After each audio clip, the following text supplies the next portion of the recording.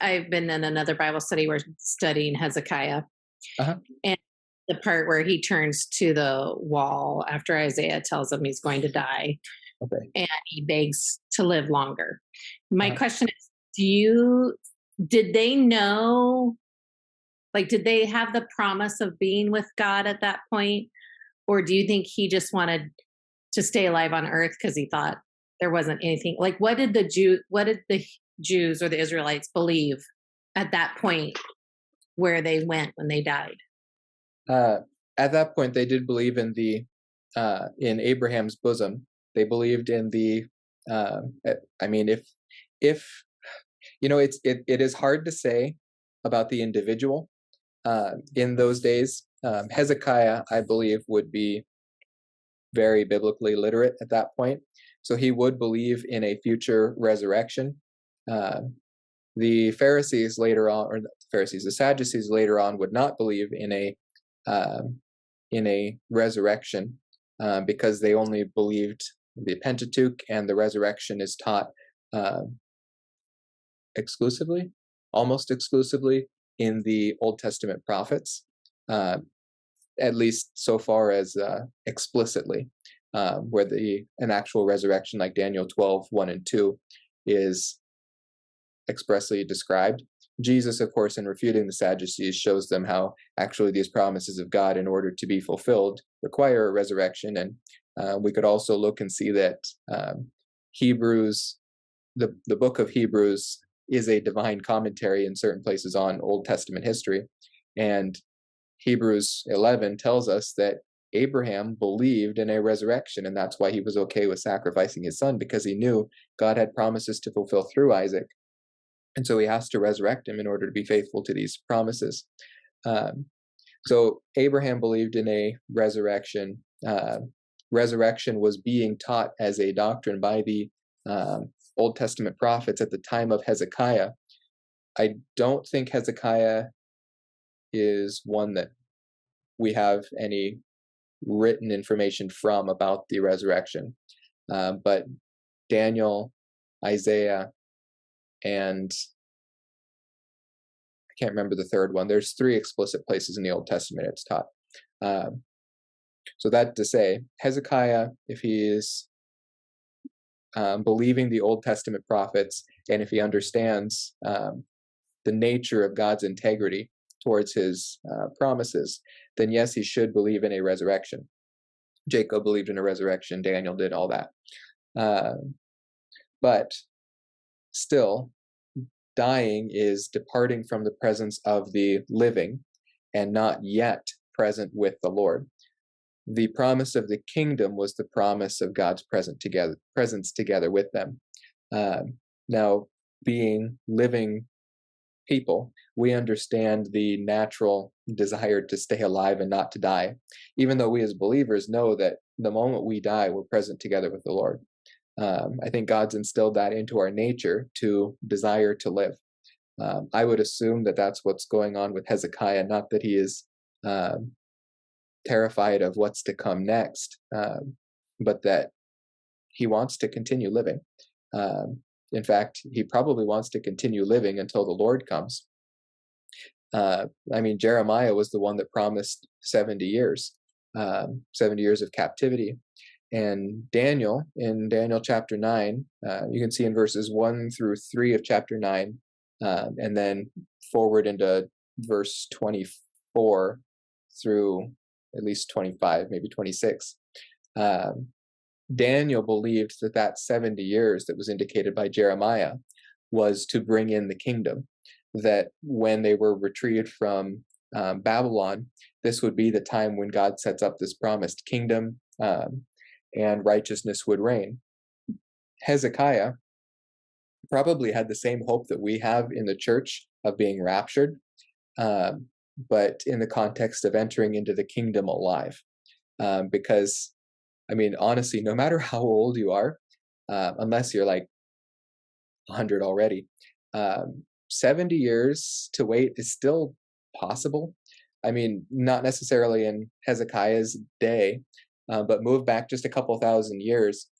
Old age is like 175, I think, is how old Abraham was, and 120 is how old Moses was. And it says Moses was still basically in the prime of his life. He died from judgment, not from old age.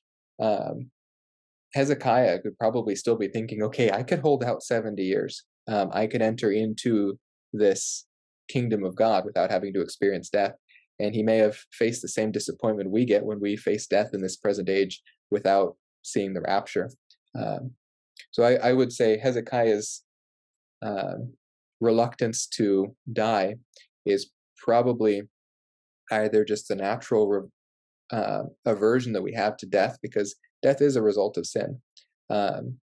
It could be the disappointment of not entering into the kingdom as he was expecting. Because, for example, Daniel chapter 12, verse 13, the angel, I think somewhat to Daniel's disappointment, tells him, go on your way, you're going to enter into the grave and be resurrected into the kingdom. Daniel's also told, you're not going to live into the kingdom, you will be resurrected into it.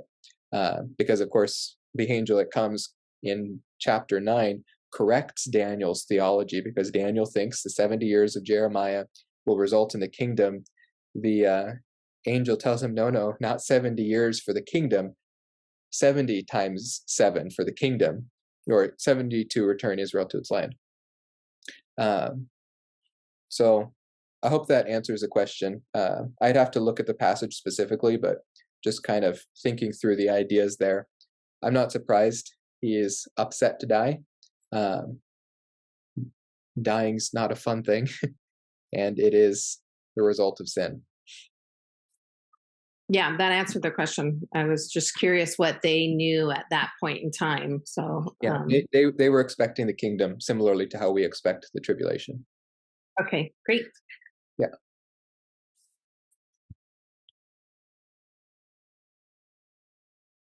I think Mark left us again. Maybe he was embarrassed. Any other questions? Too many for tonight, brother. That's all right. We've always got next week. Mm-hmm. I really appreciate what you brought up about Sheol, because I was just wondering about that. Oh, yeah. And every time in the Old Testament when it came up, with Jacob or whoever, it was like, okay, what really is that? So that was nice to get some clarification on what that was. So I guess that was on all of our minds, what death looked like to the Old Testament believers. I do have a visual depiction of Sheol and the underworld. Let me see if I can find that here. I don't know about you guys. I like to see it. Visuals are nice. Yeah, it totally helps understand it. Yeah. Can you see this all right? Yep. Okay. So this is Clarence Larkin. He was an architect who was also a pastor, and so he had very good drawing skills.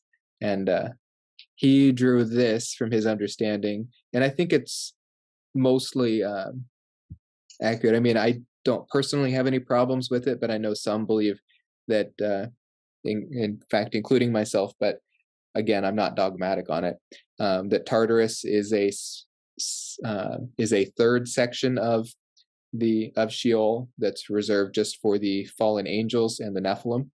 I'm kind of partial to that interpretation. The lake of fire being Gehenna that we were looking at, eternal judgment, I probably wouldn't put it in this orb. I think it's separate from this present creation. It's created not with this creation, but in addition, because of the addition of sin. But here we've got the underworld, the abyss or the bottomless pit, where Satan is going to be captured. And Clarence Larkin put it here beneath the great gulf between hell and paradise, or Hades and paradise. But here you see how he has depicted it, that it's one thing, Sheol is, but you've got the paradise on one side, the abode of the souls of the righteous dead until Christ's resurrection, and then a note, it is now empty, and then hell, the abode of the souls of the wicked dead. And we see him showing the departure of these, where we've got instantly these two on the cross, Christ and the penitent thief went to paradise. Jesus said, "Today you'll be with me in paradise." This is what he meant. And then we have the resurrection of Christ's soul and body on the third day.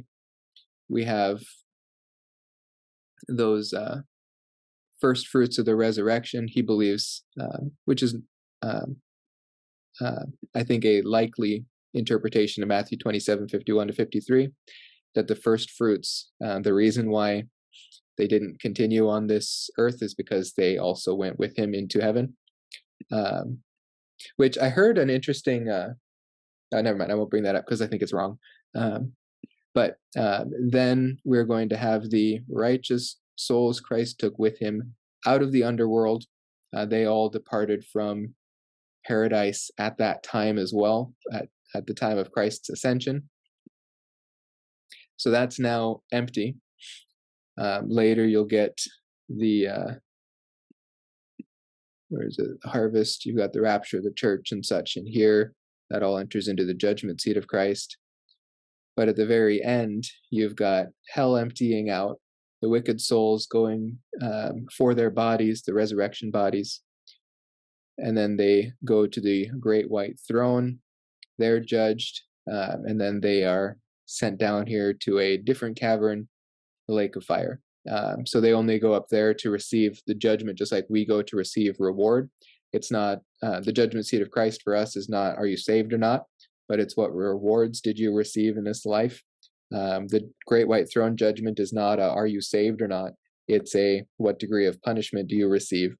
But the presence of the book of life is there to show God's righteousness, that no one receiving punishment in eternal fire is redeemed by Christ. But this is just a visual depiction based on his understanding, which I agree with his understanding in general. I'm always a little cautious because he does hold some beliefs that I don't hold. But I think in looking at this chart, nothing is understood differently than how I understand it.